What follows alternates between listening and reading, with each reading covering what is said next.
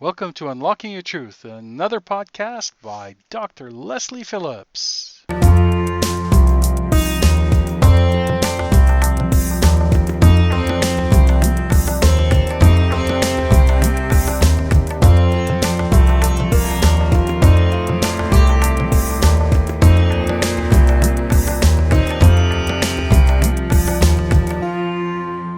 Hello everybody and welcome to Unlocking Your Truth with Dr. Lesley. My name's Dr. Lesley Phillips and I'm going to be your host for the next hour. Unlocking Your Truth is a talk radio show and the theme of the show is spirituality and metaphysics. Every week we have a different topic that we discuss, and we open the lines for you, the listeners, to call in and either talk to us about that topic or ask me a question. I'm a professional intuitive, and you get to call me up and ask your questions live on air and receive an intuitive response to anything that you have been wondering about. So it doesn't have to do with the topic of the day. It can be anything going on in your life, whether it's questions you have about career, relationships, money, health, life purpose, or if you've been having some interesting spiritual or paranormal experiences and you want to find out what's been happening. Now, the phone number in the studio today is 604-504-7441, extension 4142. And that is 604-504-7441, extension 4142. And you can also send us questions via email to info@drlesleyphillips.com.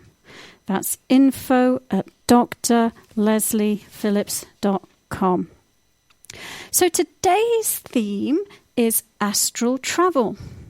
I thought we'd talk about astral travel, and I have one of my quizzes that can get you thinking about whether you have had any experiences yourself traveling outside of your body on the astral plane. And I thought I'd just share with you a few anecdotal experiences from my past and in my life. So I have always been fascinated by dreams, and I kept a dream diary from when I was a teenager. And that really was my awakening and opening to the spiritual realm, because of some of the things that I encountered in my dreams and through that dream diary. I experienced myself in past lifetimes in my dreams. So I would have a dream where it was me, it was my consciousness, but I was in a different era in history and a different body and a different kind of outfit. I met with spirit guides in my dreams, and I had premonitions through my dreams. And I got so fascinated by this whole realm that I actually trained myself to record my dream experiences while I was asleep. So I used to sleep with a dictaphone under my pillow. And I actually trained my body as soon as I went into a REM cycle, as soon as I started dreaming, my finger would automatically press record on this dictaphone and my voice would automatically dictate and speak what was occurring in my astral experiences. And it was absolutely fascinating because I would wake up in the morning and I'd have this tape recorder with all of these dreams recorded, and the only one that I would remember was the very last dream that I had had, and yet sometimes there would be 4 or 5 dreams recorded on this device, and clearly it was my voice speaking them, but I had no conscious memory. And so this was absolutely fascinating to me.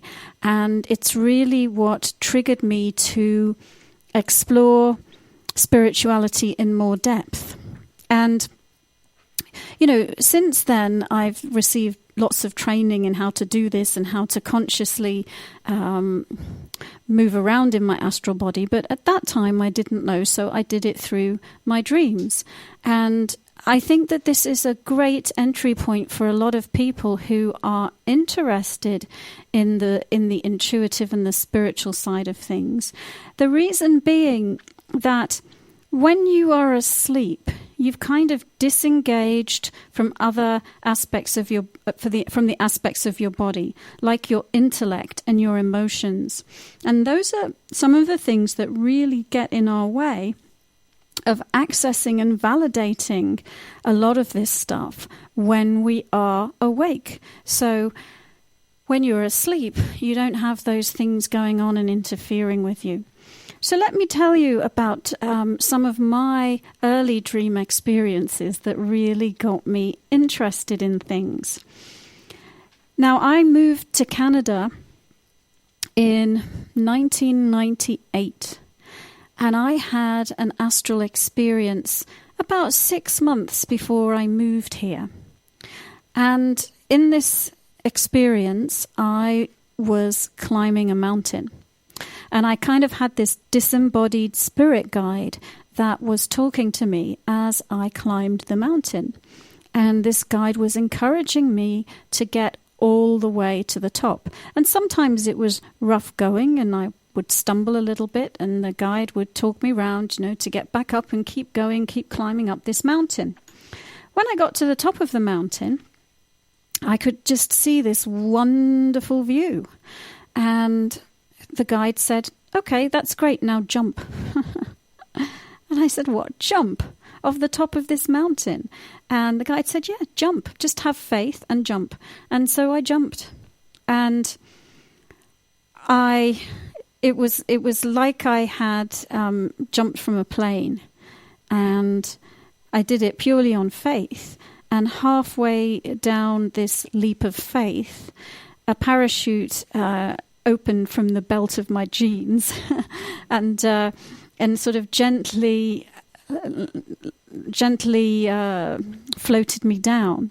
And I landed in the middle of the water. And I was bobbing around in the middle of the water, just looking at the landscape around me. And it was this beautiful bay with mountains on one side, and I could see the sort of houses built up the sides of the mountains. And it wasn't a place that I'd ever seen before. It was just a place at that time in my dream. And about 6 months later, I had the opportunity to be interviewed for a job in Vancouver. And I came on a trip to Vancouver, and I got to spend some time like a tourist looking around. And I couldn't believe it when I went to English Bay, because this was exactly the place that I had leapt off the top of the mountain and landed in the middle of in my dream. And so for me, that was that dream was a guidance dream that was leading me to the next step in my life, which was to come and live in Vancouver.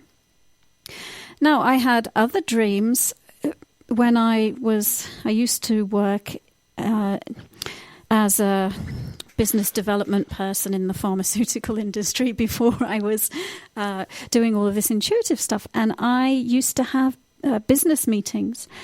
And sometimes I would fly to another country, and because I would have a business meeting with somebody I had never met. And I frequently would have dreams where I would go to the business meeting ahead of time and check it all out and, you know, hold the meeting, meet the people that I'd never met before. And then when the actual meeting would happen, the place would look exactly the same, and the people who I'd never met before, I would recognize them. I would know who they were because I'd already seen them in my dream, and they would look exactly the same. And so it was absolutely fascinating. Now, I've since learned that this is an example of one of the ways in which we use the astral plane, one of the ways in which we use our astral experiences, because in physical reality, we are limited by time and space.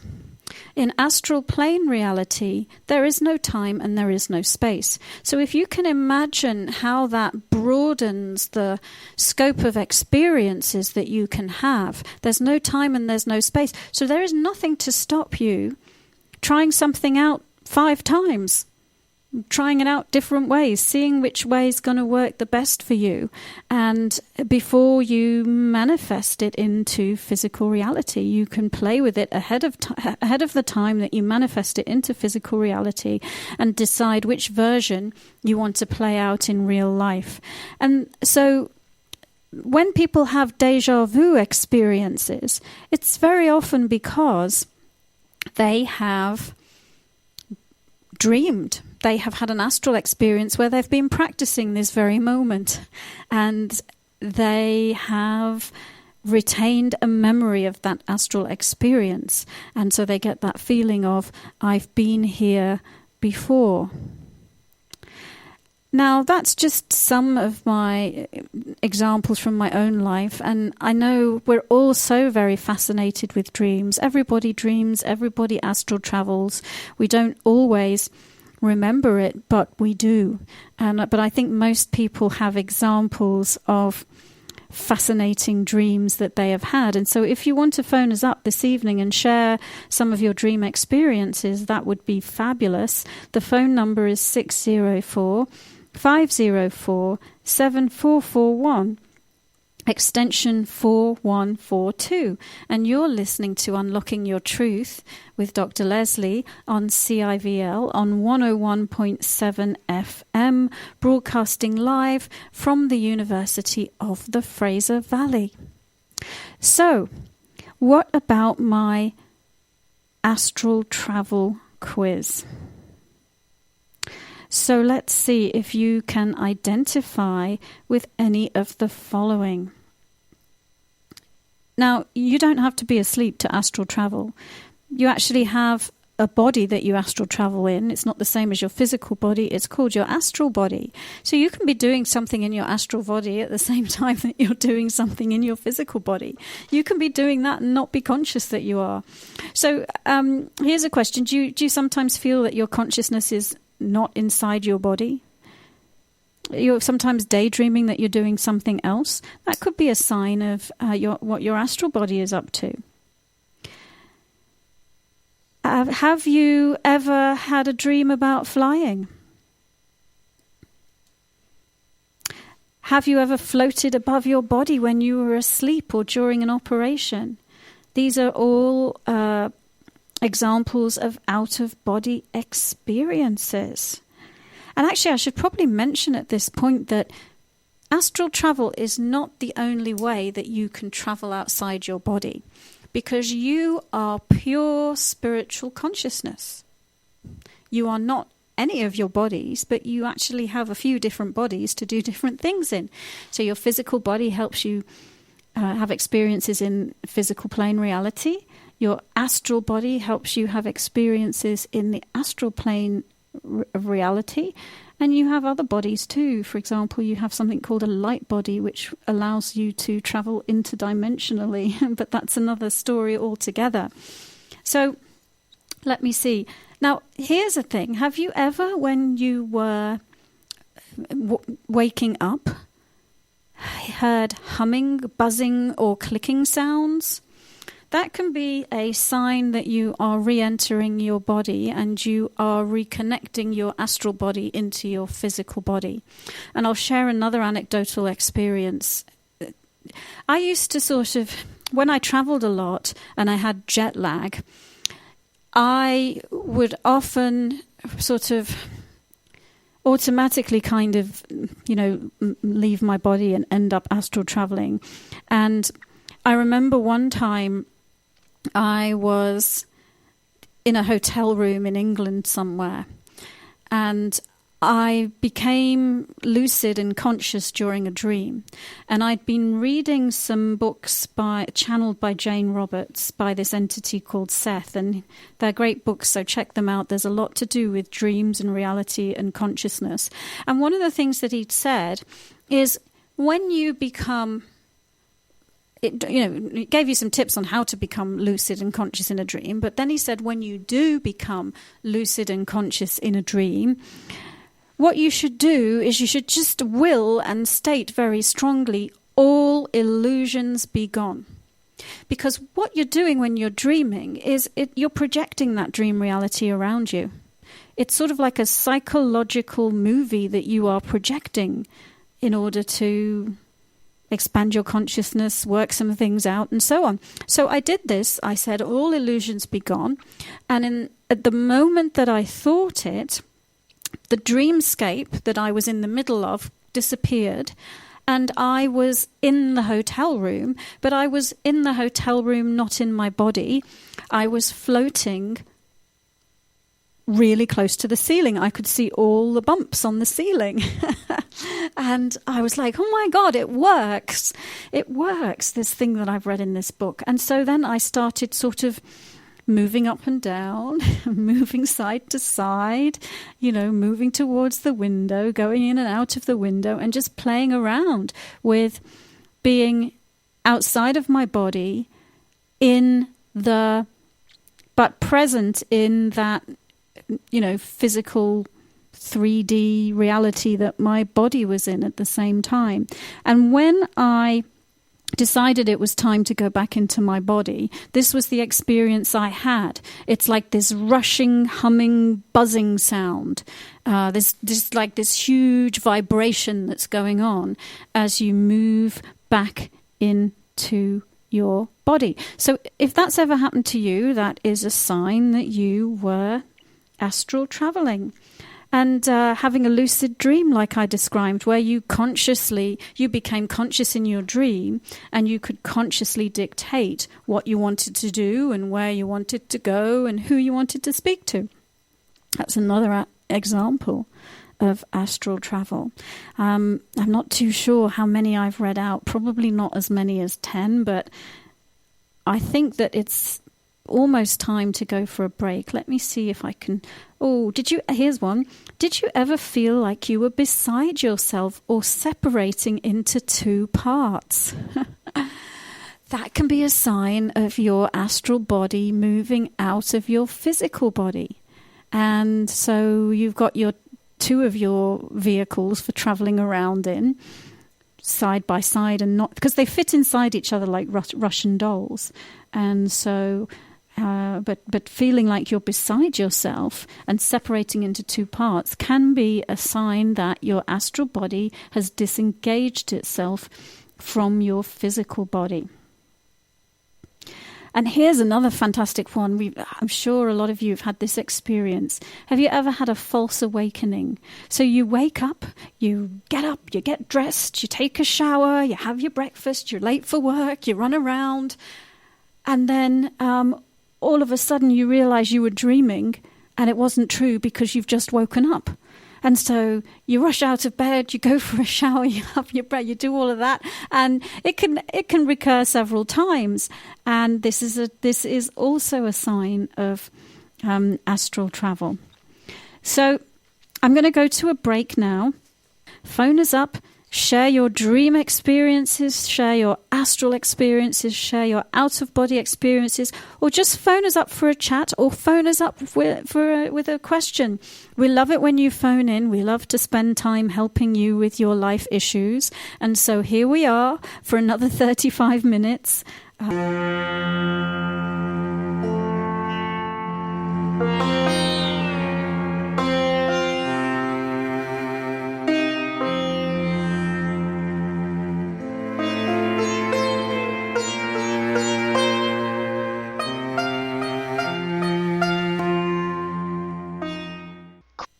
Hello everyone, and welcome back to Unlocking Your Truth with Dr. Lesley.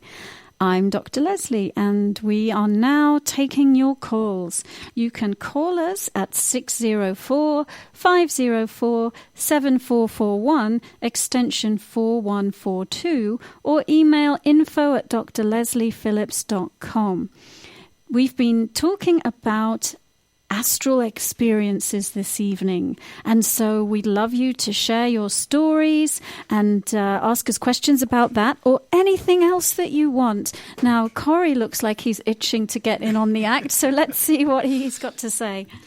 Thank you, Dr. Lesley. Actually, I have a question, and I've done some past life experiences myself with more or less self-hypnosis, if you want to call it that. And would something like that, going into past lives, be a form of astral projection?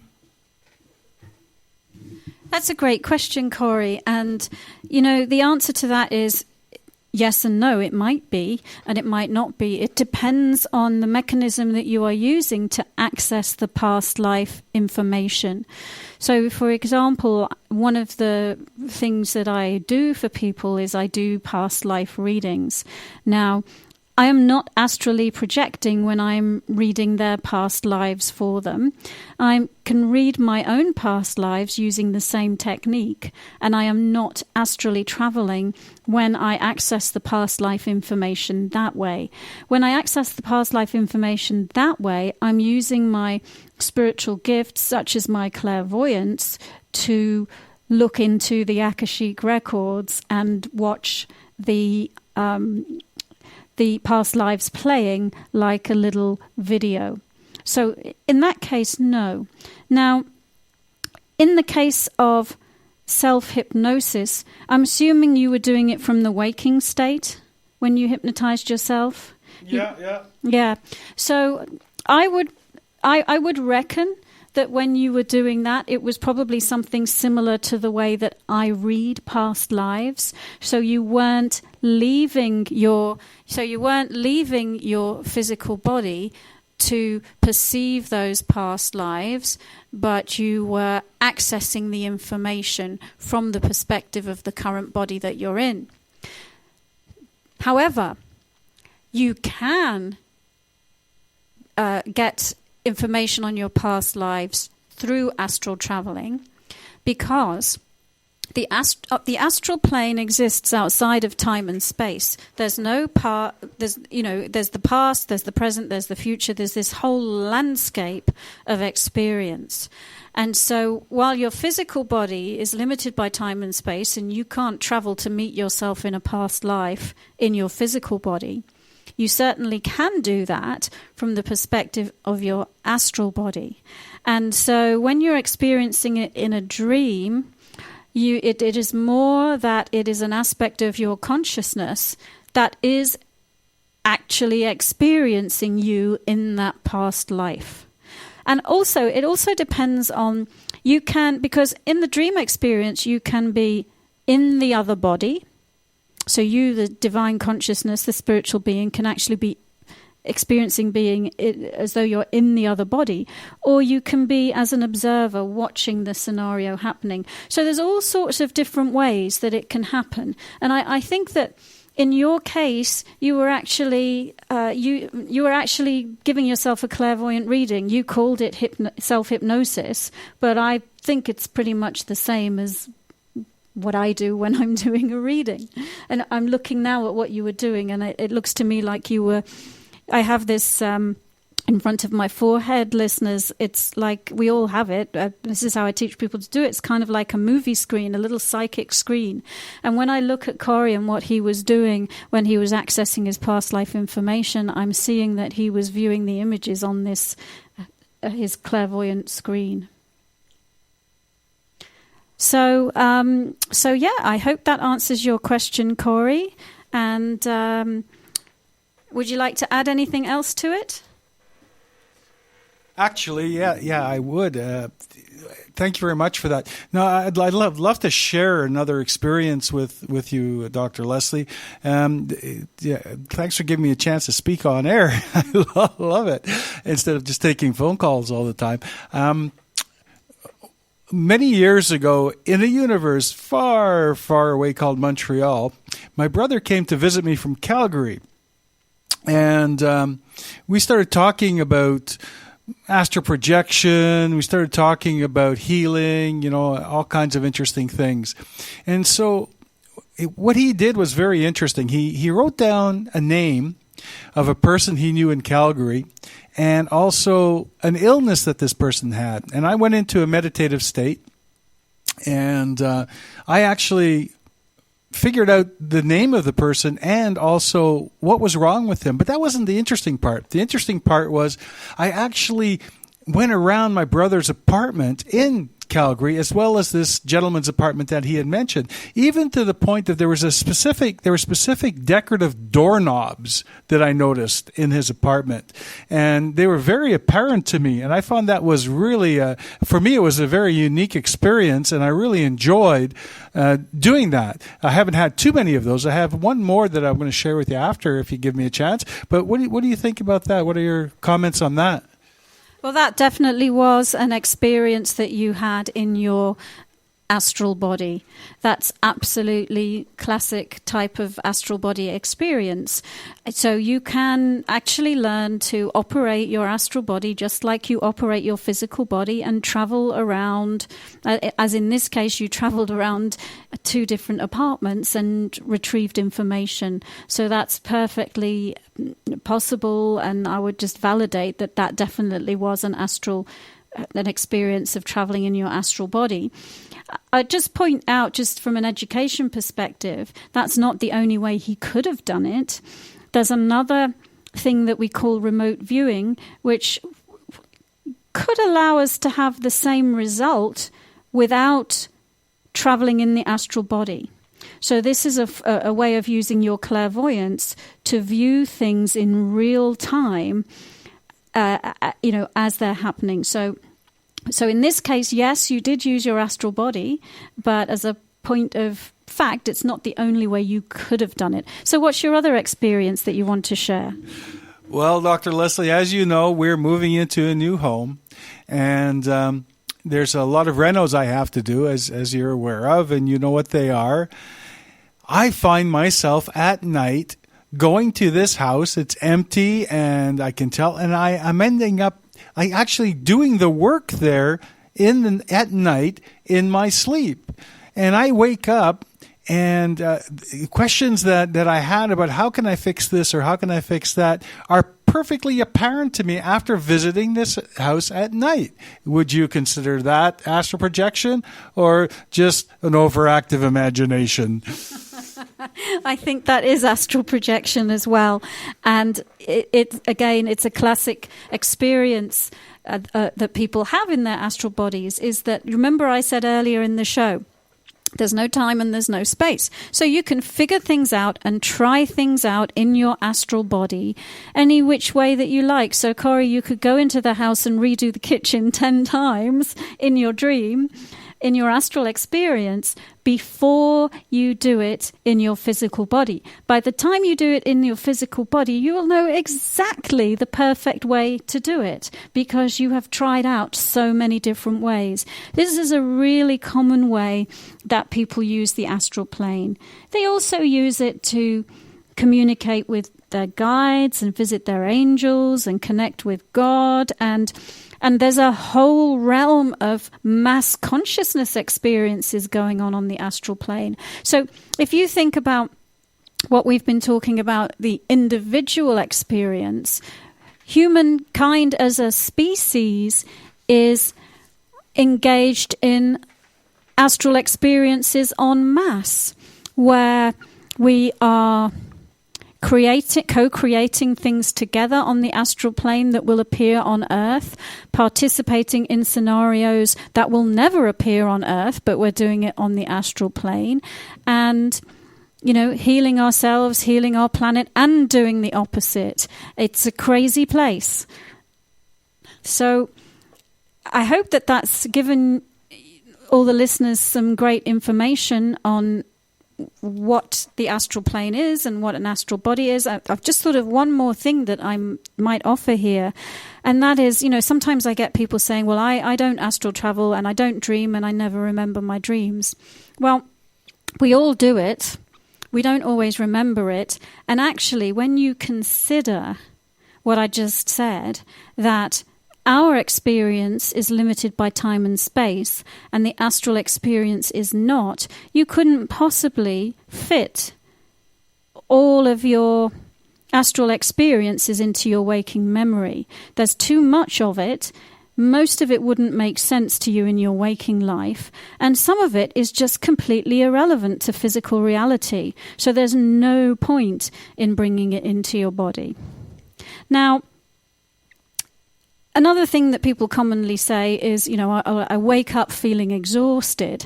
I feel like I'm, like Corey, renovating a house all night or doing something else all night. I'm exhausted when I wake up, and I don't know how to stop this. And so you can learn how to set your intentions before you go to sleep on how you want to spend your astral experience. That's one thing.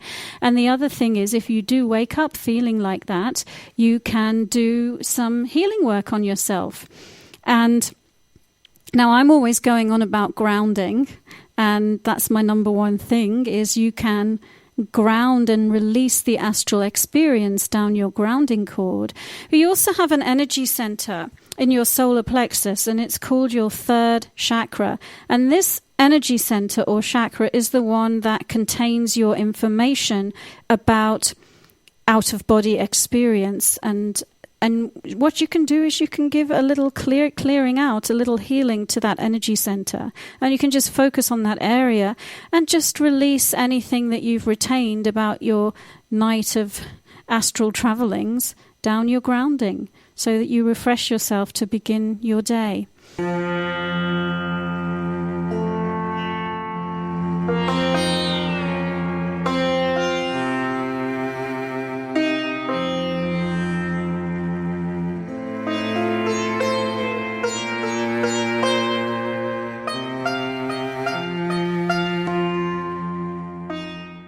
And this is from Maya. And Maya wants to know, how do I manifest my life? Do I need to be clearly connected to my spiritual being to have this? Well, that's a great question, Maya, and thank you for writing in. So how do I manifest my life, and do I have to be connected to my spiritual being to have this? So the first thing I want to say is, there is no way that you cannot be connected to your spiritual being, because you are your spiritual being.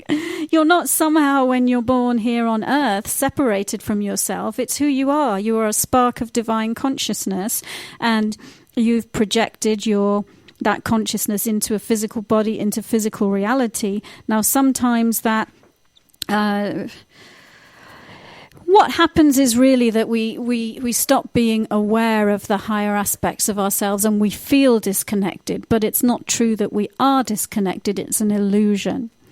So I just wanted to clear that up. But I'll take a look at the question, and how do I manifest my life? And do I need to be clearly connected? So I'm going to just tune into Mia's energy like I normally do. And I'm going to just take a look specifically as to what's going on with you and why you're feeling that unable to manifest your life at the moment. Because, if you listeners, if you listen to some of the past shows, we talk about manifestation and the mechanics of manifestation and some of the things that you can do to practically and consciously manifest your life. And I might not go into that right now, but I'm going to try and answer Mia's question specifically for her. So bear with me as I do this.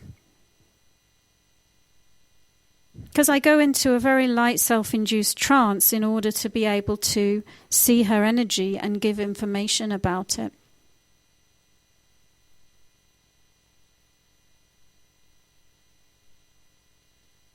Well, it's kind of interesting when I tune into you, Mia, because I'm almost seeing, what I'm seeing is I'm seeing you kind of projecting your energy into the future. So it looks like you've got some ideas about what you want to create, and you're looking forward to the day and the time in the future when you have created them. Except in present time, you're not... So what you're doing is you're not in present time, might be an easier way to say it. You are projecting your consciousness into the future. And here's the thing. Your greatest point of power to be able to manifest is actually in the present moment. It's not by moving your consciousness into the future. It's by being 100% present right here, right now, and putting all of your power behind setting a frequency of what it is that you are wanting to manifest. So some of the things that you'll do if you go into the future is you'll put your body into fear because it can't go into the future with you, and you will lose that focus of your energy. And one of the reasons why we incarnate into physical reality is it gives us a much greater focus for our power than when we are disincarnate, when we are not focused in time and space. And so the first thing I would say to you is pull your energy back into present time. Pull your energy back into present time, and instead of reaching towards this imagined future that you are hoping for, right here, right now, feel the frequency that you would feel if you already had what it is that you want. So be it right here, right now. Feel it right here, right now. And a secondary thing is that the rate at which something is manifested is proportionate to how much you're believing in your ability to create it. So if you do find that you doubt yourself and you question yourself, then use the techniques that, like grounding, to help you release and let go of your doubts, because your doubts and your disbelief in yourself will get in your way every time. So I hope that that's given you some useful information. And let's see if there are any more questions for us tonight. Hello again, Dr. Lesley. I do have one, and this one's from Jen. And Jen asks, what is the best path for establishing my divine presence on this earth? Answer that in 3 words or less. I can answer it in 1. Grounding. And that really is the truth. Grounding. The best path for establishing your divine presence on this earth is to be grounded. And thank you. This is my soapbox subject, and so I'm going to give my usual answer, which is you are a high vibration being, and this world is lower vibration, dense physical matter. Your body is lower vibration, dense physical matter. So how do you make it safe for that high vibration, high frequency energy to come in to the physical world through your body? The answer is you ground. Think of your body like an electrical appliance. Think of you like the electricity that flows through the electrical appliance. And just as all the electrical appliances in your home need a grounding wire to protect against electric shock when there's an extra surge of electricity, you need a grounding cord to make it safe for your energy to come into your body. If you ground, it will create a flow and it will make it safe for you to enter your body. If you ground, it will give you a conduit for releasing anything that you've stored in your body that isn't you. Because one of the things that we all get caught up in on this planet is mixing and mingling our energies, taking on other people's stuff. If you ground, you can release other people's stuff. If you ground, you can release your pain. Whether you've been through some challenging situations and you've stored emotional pain in your body or physical pain in your body, you can use your grounding to release it. As you release all of these things that are not you, as you release all of these things that are unwanted, as you release all of these things that belong in the past or the future or not in the present time, then you make space for your divine presence to come in and fully flow through your physical body. So, in one word, the best path, Jen, for establishing your divine presence on earth is to ground. And if you don't remember or you haven't listened to the show before, let me give you a quick 3-minute thing on how to ground. Basically, what you do is you tune in to an energy center that exists near the base of your spine, and you create a flow of energy that goes from there all the way to the center of the earth. And that flow of energy will flow effortlessly because you are creating it as spirit, and it will flow through physical matter, through your chair, the building that you're in, the layers of the earth, until it goes all the way to the center of the earth.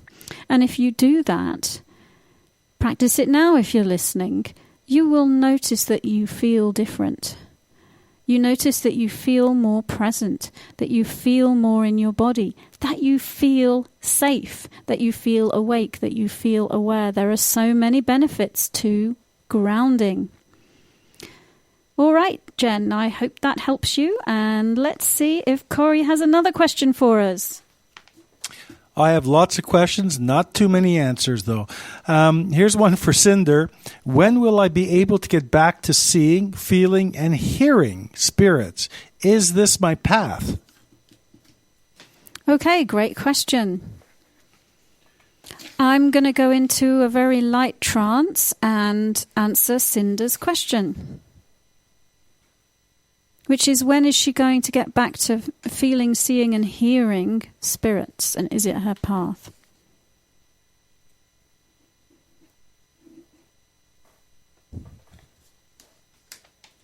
Okay, so I've gone a bit quiet, folks, because I'm just taking a look. I'm just tuning in to this lady's energy.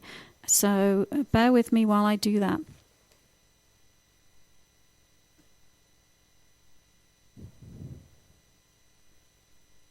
So the first piece of advice that I would give to you, Cinder, is grounding, because it looks as though part of your problem is that you're actually not very grounded at the moment. And grounding really helps you to activate and access your intuitive abilities from the waking state. Now, is this part of your path? Well, to have your intuitive abilities is definitely part of your path. It seems that when you ask that question, what you're actually asking is, am I here in the world to be an intuitive reader of some kind? And that's a different question, because every human being has these intuitive abilities. Whether you're a banker, whether you're a politician, whether you're a healer, whether you're a dancer, whoever you are, you have intuitive abilities, and you have them in an exact configuration that will support you in whatever your life purpose is. So are you meant to have your intuitive abilities? Yes. But I think what you're asking is, are you here to use them as an intuitive reader and help other people in that way? And one clue is, if it's something that you're passionate about and you desire, then that gives you your answer. And I'm seeing you are passionate about it and you do desire it. But one of the things that you're believing at the moment is that this is something that is outside of you, that has to be accessed or attained. And I'm seeing that's kind of where the error in the belief system is, because you don't go looking for your eyesight outside of yourself. You don't go looking for your hearing outside of yourself. It is an intricate part of who you are. And the same thing goes for these intuitive abilities. There's not something that you have to reach for, that you have to attain, that you have to go looking for. You already have it. It's already there. And so you just need to ground and relax into being you.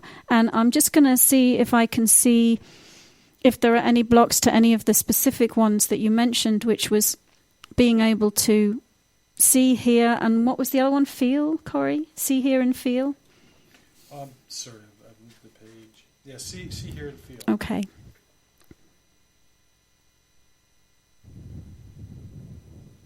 So I'm just looking at see, hear, and feel.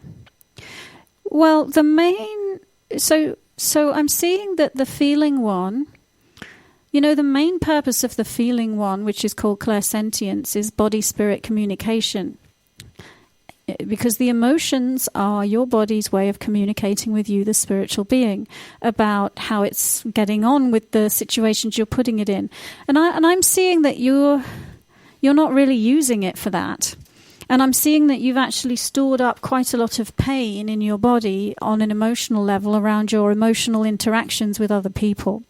And so for you to start to use that feeling sense to intuitively tune in and use to intuitively feel and sense spirits, I'm seeing that what would help you is to do some healing work on yourself and start to release that stuff that you've stored there in your belly, in your second chakra, in that area that's responsible for that ability. Now, the seeing and the hearing, well, I validate that you actually see very well, and it doesn't look to me like you're completely not seeing anything right now. It looks like to some degree you see. And it looks like your main block for the seeing is your intellect. So you question yourself, is it real, is it true? And you process what you see through your intellect, and that slows it down. The intellect belongs to the body, so it's about learning to bypass your intellect. And for the hearing one, I'm seeing that, well, it looks to me like it almost looks to me like if you ground and you get centered in the sixth chakra and working with your clairvoyance, that the hearing one is a thing that will come into play later. It's almost like there's like an order for you to, it's like bite-sized pieces, one thing at a time. And so I'm seeing that the clairaudience is definitely there. I'm seeing that, it looks to me like you might get some experiences like some clicking or some buzzing in your ears. And I'm seeing that when that happens, that is your clairaudience starting to kick in and activate. So if you do get those things happening, you're not going crazy. It's your clairaudience. Where you can ask questions or send her an email, and there's many free gifts on there for you as well. Come back again.